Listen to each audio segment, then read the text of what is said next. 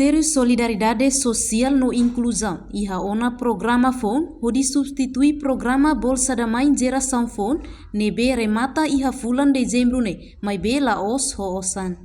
Terça-feira ne iha Parlamento Nacional Ministra Solidariedade Social no Inclusão Veronica das Dores ba jornalista sirakatak Bolsa da Mãe Geração FON moço tamba caso malnutrição sai makas ba porcento hat nulu racing itu no agora número malnutrição tung ona.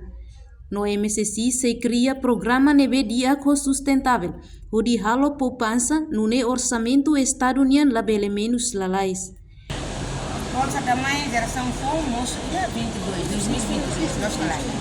Bolsa da Mãe moço dia agora malnutrição sai 47% nós falamos.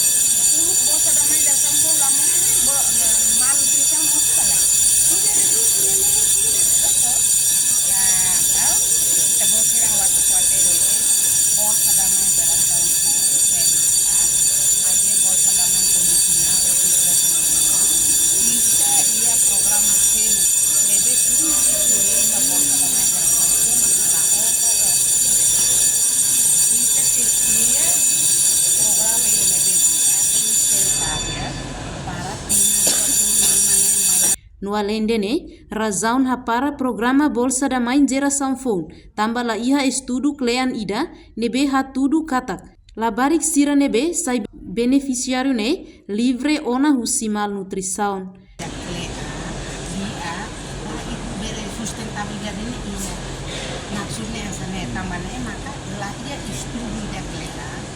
Nebe kita halu Bolsa da Mãe Geração FON ne kata fokusan foi na $20 a $30 ba ema agora sema kate te una kata ema sira do simosa ne lavar futuro kita nutrição dia la ia to la ia estudo di dalam dokter tambah ini maka awak kenal ne la aku hari rock di setina ema maka liu aku dua ida maka heka insulia lavar ki heka insulia cedula lain Reportagem Celestinha Falo Televisão Timor-Post. Janela informação ba Ema Hoto.